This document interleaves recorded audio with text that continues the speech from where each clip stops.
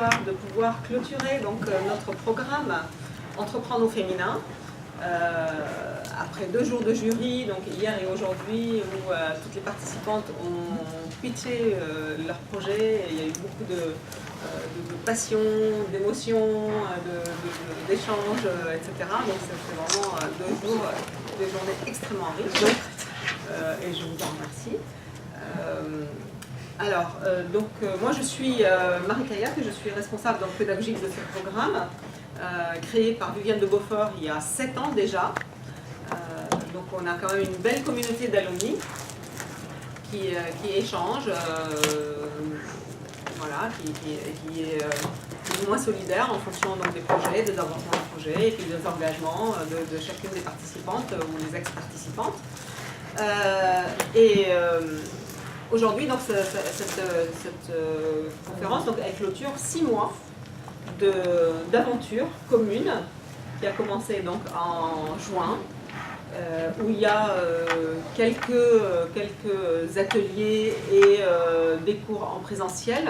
Et puis le reste du temps, c'est vraiment le travail à l'intérieur du groupe pour se soutenir, s'échanger de la compétence, avancer, se donner des jalons pour entreprendre et prendre sa part dans le marché et puis surtout exister en tant qu'acteur économique. Donc voilà, ça c'est l'objectif donc de notre programme qui fait partie d'un pôle d'excellence entrepreneuriat donc à l'ESSEC qui comprend notre programme Entreprendre au féminin, le programme, le master central ESSEC entrepreneuriat qui dure lui 1 an et qui est sanctionné par un master, et un ESSEC Ventures. ESSEC Ventures qui regroupe donc l'incubateur des étudiants de l'ESSEC à Cergy, plus la pépinière qui est ici, qui accepte, donc qui recueille pas seulement des ESSEC, mais tout entrepreneur qui a envie de se lancer avec certains critères qui sont le développement, être prêt à vraiment développer son entreprise, plus le fonds d'amorçage qui appartient donc à l'ESSEC. Donc tout ça, ça fait partie donc, de l'écosystème pôle d'excellence entrepreneuriat. J'en profite d'ailleurs pour vous dire 2 mots qu'il y a l'ESSEC très engagé dans l'entrepreneuriat et qui organise une semaine de l'engagement en octobre. Et lors de cette semaine de l'engagement, il y a ce qu'on appelle les Impact Days, où l'entrepreneuriat est vraiment mis à l'honneur.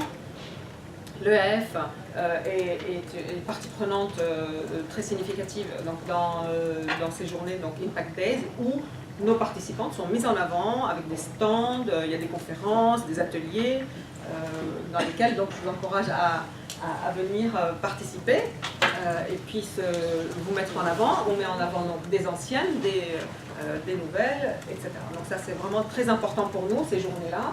Elles sont extrêmement médiatisées, il y a énormément de monde, il y a beaucoup de rencontres qui se font donc, pendant ces journées-là.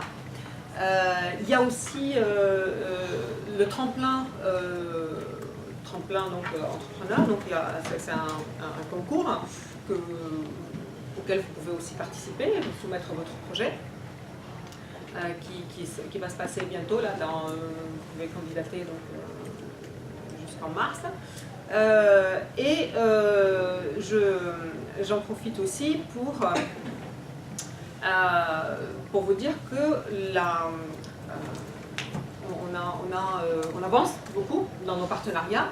Et hier, donc, nous avons eu l'accord de Orange qui souhaite offrir notre programme donc, à ses collaboratrices qui ont souhaité, celles qui souhaitent aller dans l'incubateur. Il y a un incubateur interne à Orange et pour être mieux accompagnées,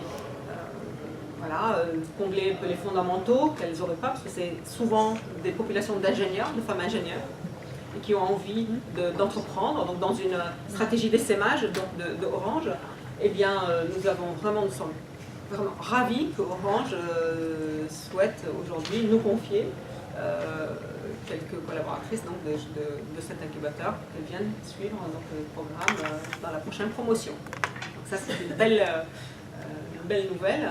Nous espérons qu'il y en aura d'autres entreprises aussi qui nous confient comme ça des collaboratrices. Et comme ça enrichit en fait encore plus la communauté. Il y a un très grand brassage, un très grand échange, et c'est ce qui fait la richesse donc, de notre écosystème. Là, je ne vais pas parler longtemps parce que nous sommes un peu pris par le temps. On n'a pas beaucoup de temps malheureusement. Il y a le programme, enfin le plan Vigiparat, on ne peut pas rester très longtemps. Donc on va essayer de timer un peu les interventions. J'accueille surtout Julie Exertier, donc, qui est une entrepreneure. C'est une ESSEC qui va raconter une aventure. Elle est multi-entrepreneur, elle a déjà fait elle a vécu 15 vies déjà. Alors, je suis plus âgée que je n'y parais, mais je vous expliquerai pourquoi. On ne voit pas du tout. Parce que c'est une femme passionnée. Et donc elle va nous raconter l'entrepreneuriat avec un projecteur qui est un peu pas habituel, non habituel. Voilà. Bonsoir, donc, je suis Julie Exertier, je suis une ancienne ESSEC. Comme à l'ESSEC on est très chiffres, j'ai décidé de partir là-dessus. Donc 3 chiffres pour me présenter. J'ai déjà créé 2 entreprises. La première fois à 26 ans, une marque de vêtements. J'ai tenu l'aventure pendant 5 ans. Je suis sortie assez lessivée de ce moment. Suite à ça, j'ai décidé, avec tous les vêtements que j'avais créés, d'aller ranger mon placard à l'ESSEC. Donc, fort de toutes ces expériences, je suis rentrée dans le MBA Luxe de l'ESSEC, donc à Cergy en 2010. Et je vais vous parler 2 secondes de mon parcours professionnel parce que j'ai un CV d'environ 28 pages. Et donc, je suis un peu, voilà, on peut parler d'une touche à tout. Donc ça, c'est graphiquement mon CV. J'ai travaillé avec Michel Larocque en crowdfunding sur la plus grosse levée de fonds que le cinéma français a fait. J'ai créé ma marque de vêtements qui s'appelait Julien Envie, qui était une marque pour jeunes femmes rondes.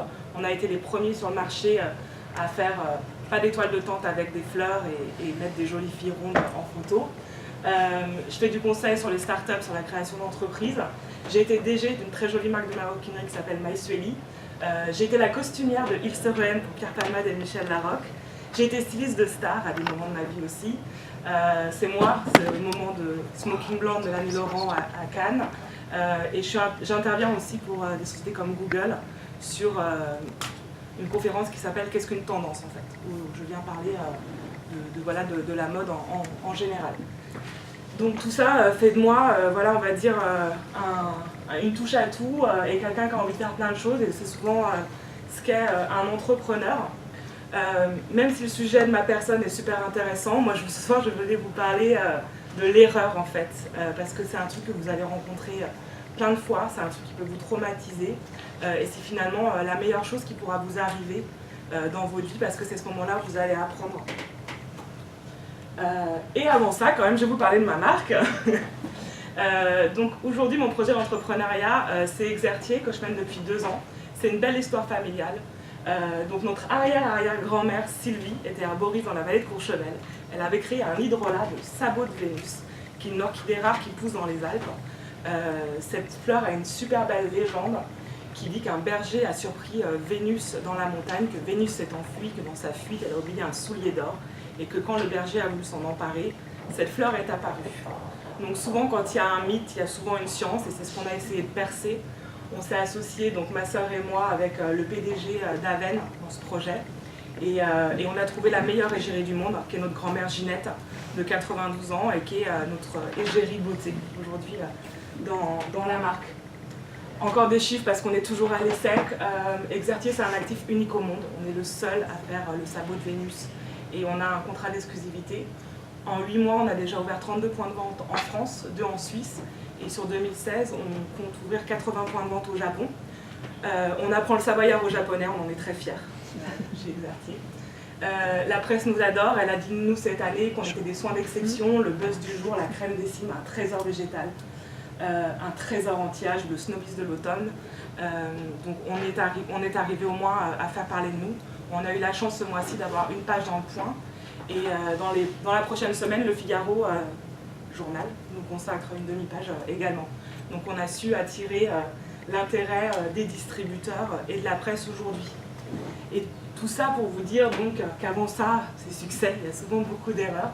Donc j'ai pris une femme, J.K. Rowling, qui dit qu'il est impossible de vivre sans jamais échouer, sauf si tu fais tellement attention que tu ne vis pas du tout. Dans ce cas, tu échoues par défaut. Donc c'est vrai qu'aujourd'hui, ne pas échouer, c'est ne pas prendre de risques. Pas prendre de risques, c'est louper quand même tout le fun de ce qu'est l'entrepreneuriat. Parce que si à un moment c'est pas rock'n'roll, si on ne fait pas différemment et si on ne crée pas quelque chose, toute l'horreur n'a plus d'intérêt. En fait, c'est ça. Donc aujourd'hui, je voulais vous donner 3 conseils de 3 erreurs que j'ai faites ou que j'ai rencontrées dans des projets que j'ai coachés. La première erreur est de ne pas voir ces erreurs en fait. J'appelle ça le syndrome d'avoir le nez dans le caca. Aujourd'hui, la plupart des entrepreneurs, à un moment dans leur projet, ils sont comme ça, ils ne voient plus rien en fait. Moi, je vais vous donner un exemple qui est ma plus grande honte professionnelle en fait.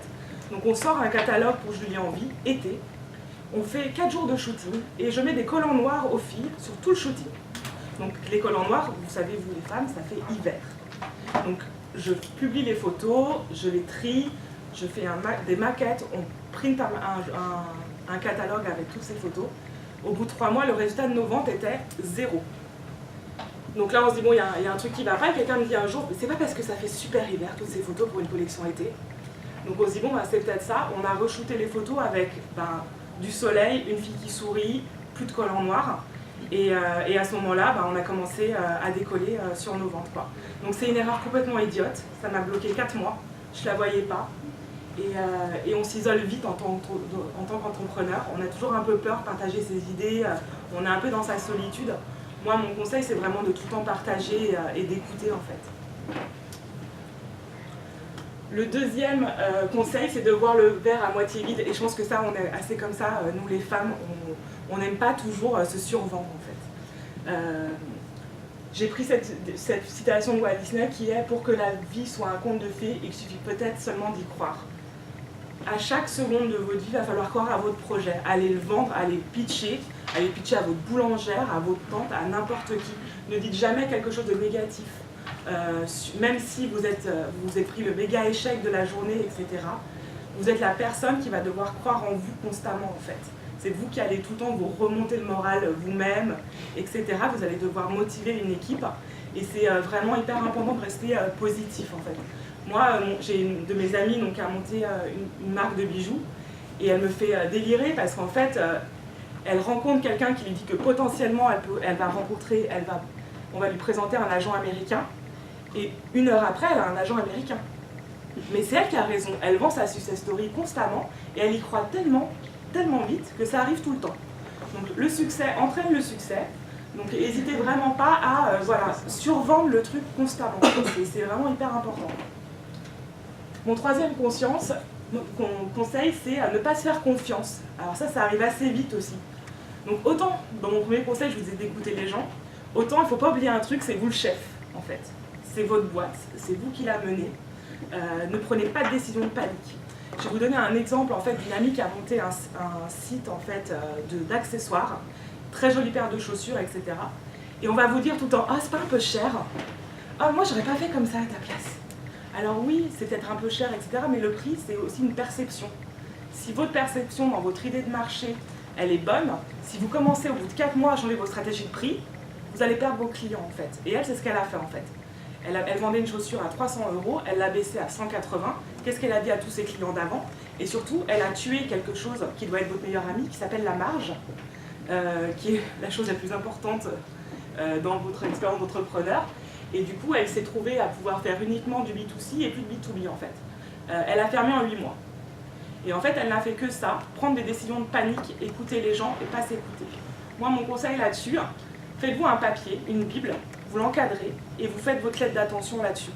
C'est vraiment la lettre fondatrice, c'est un peu ce que vous avez fait ici, sur le projet. Et le jour où vous doutez, vous la relisez en fait. Et ça, c'est super important parce que c'est souvent votre première idée qui va être la bonne. Donc voilà, donc ça, c'est les 3 petits conseils à mon échelle. Et je voulais partager votre futur en fait. Alors moi, c'est mon fond d'écran personnel, donc je voulais le partager avec vous. Donc voilà, votre vie d'entrepreneur, c'est souvent un succès le lundi, envie de se pendre le mardi, une fête le mercredi et la tête dans le four le jeudi. Donc ce qui compte en fait, c'est pas le succès ou l'échec, c'est vraiment le voyage en fait. Et surtout, garder l'idée que vous prenez du plaisir, vous allez travailler pour vous, c'est fun, vous créez quelque chose. Si c'était aussi facile que ça, tout le monde le ferait, quoi. Donc, je pense qu'il faut être vraiment fier de vous déjà d'avoir l'idée d'oser. Entrepreneursz.fr. C'était m'intéresse les sous si on prend le foot. C'était ma même contribution. Non, une grande contribution. Moi, je suis vraiment ravie. J'ai fait aujourd'hui en fait, j'ai fait la connaissance de Julie. J'avais échangé un petit peu avec elle. Moi, j'avais son pot de crème. Hein. Moi, j'avais son pot de crème déjà. Voilà. Voilà.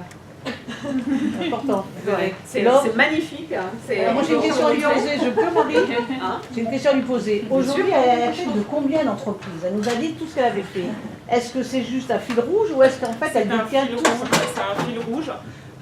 Je continue à faire un petit peu de consulting à gauche à droite. Oui, je vois ça, c'est marqué sur internet, j'ai vu.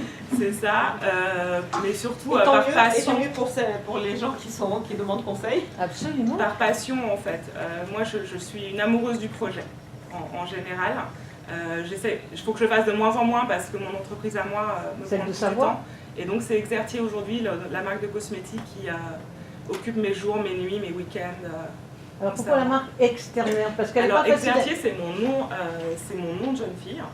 Exertier c'est un des plus vieux noms savoyards en fait qui existent. Et Exertier ça veut dire défricheur en savoyard. C'est celui qui rend une terre inculte en terre cultivée. Donc voilà, on aimait ça aussi. Et vous êtes distribué où? Alors on est distribué en pharmacie, en concept store et chez Monop Beauty.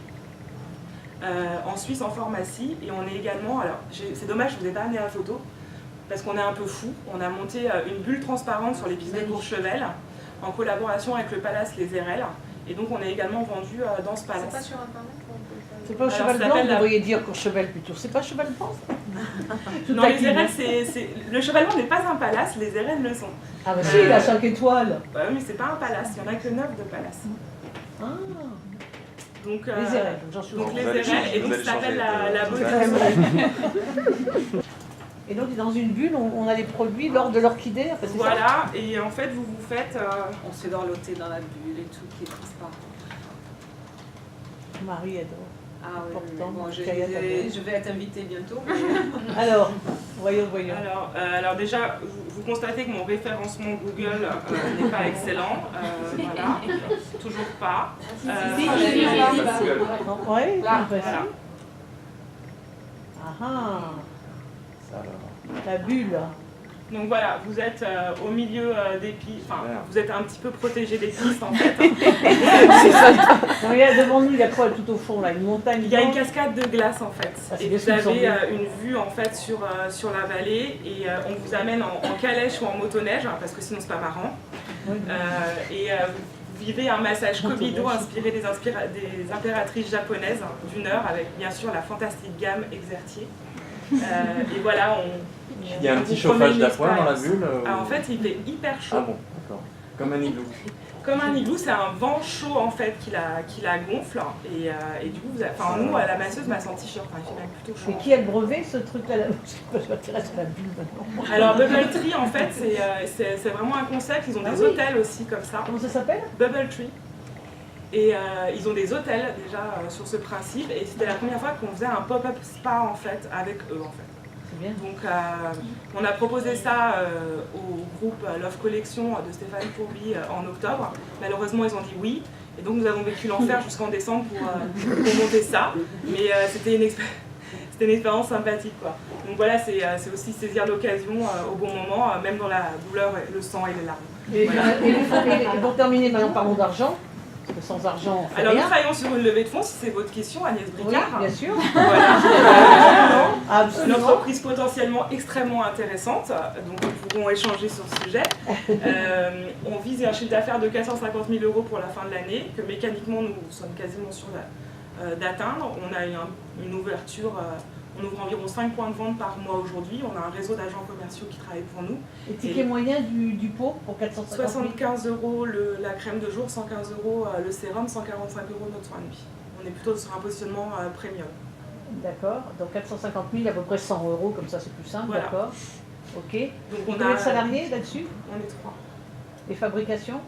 sous-traités, Entièrement. entièrement. Caudalie le fait également. Oui, je sais. Voilà, non, enfin, c'est assez standard Ouais. dans le milieu. Et là, normalement, notre prochain challenge, c'est la Russie. Parce que Courchevel étant la ville la plus connue par les Russes, Et après que ça, Paris, ils connaissent. on a un produit très sexy pour eux potentiellement. Dans la steppe.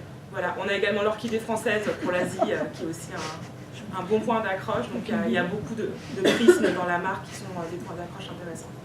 Donc fonds d'investissement, le fonds d'investissement, il est à combien? Là pour le moment c'était Family Money pour l'investissement et on cherche. L'idée c'est la question c'est combien je veux lever ou... Oui, bien sûr. D'accord. Là pour le moment 400 000 € pour finir la proof to business en fait. Arriver à l'équilibre, c'est ce qu'on Et maintenant on pense, peut passer sur crowdfunding, parce qu'autant quand on veut garder quelque chose de bien propriétaire, que personne ne soit au courant, il ne faut pas passer par le crowdfunding. Mais là maintenant que tout le monde, vous avez tout déposé, que tout est bon, pourquoi vous ne faites pas sur une plateforme? Parce que je pense que c'est beaucoup d'argent en crowdfunding. C'est beaucoup d'argent? Ouais, Ah oui, c'est trop d'actionnaires. voilà. D'accord, oui, oui, c'est ça, parce que je ne comprenais pas le trop C'est ça. d'argent. Nous on préférerait passer par un family office avec un actionnaire. D'accord.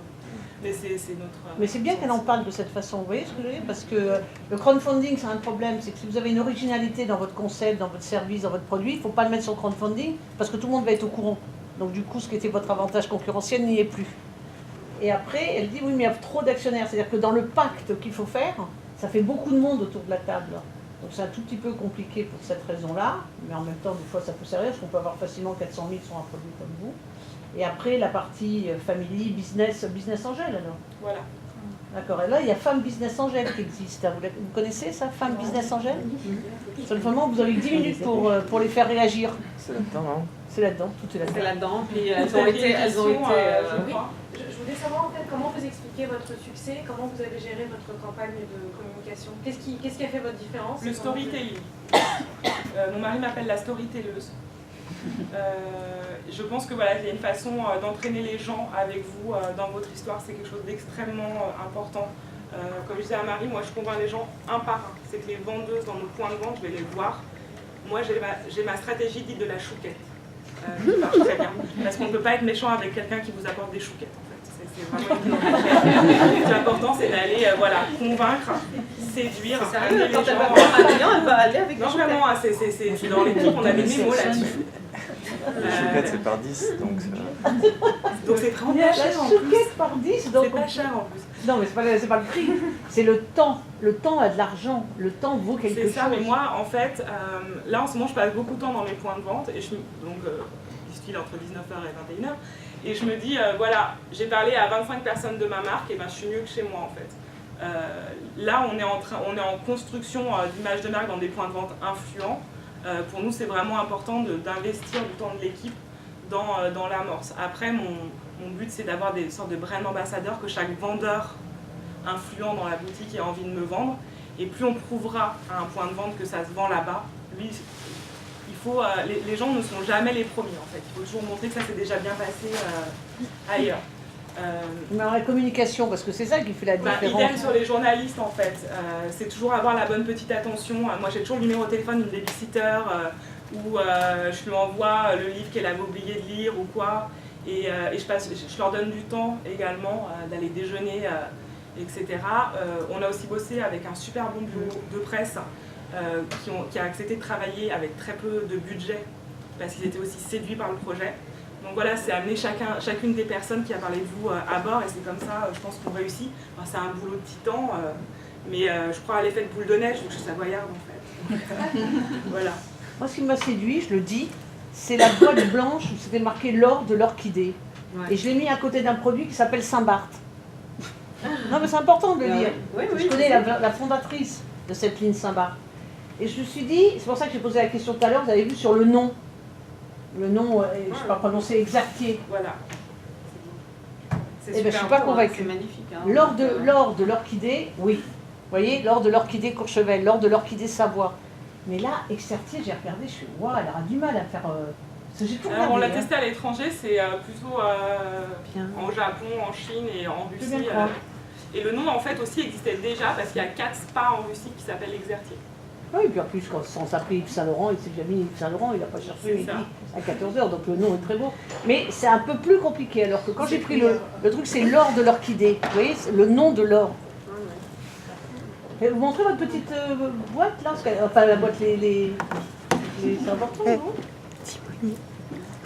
Voilà, donc là c'est notre sérum et en fait quand on ouvre le coffret on découvre le paysage de Courchevel parce que Voilà, nous aimons bah oui, surprendre nos attendez. clients. C'est important. Imaginez Pareil, la dans presse. chacun de nos sacs de boutique on retrouve Courchevel. Merci beaucoup en tout cas. Voilà, moi, blanc. ce qui m'avait séduit vraiment, c'était Bravo c'est ce qu'on encore, avait bravo. voilà. Pendant les 2 journées, on a parlé où c'est vraiment le storytelling, c'est raconter l'histoire, faire rêver, être passionné, et c'est ça qui passe en fait, qui fait envie, et puis on devient mémorable, et on sort du lot. Voilà, donc c'est vraiment le plus important, je pense, quand on est entrepreneur. Là, ce que je suis ravie que toutes les participantes, elles vont raconter un peu leur projet en 1 minute chacune, parce que c'est important. Voilà.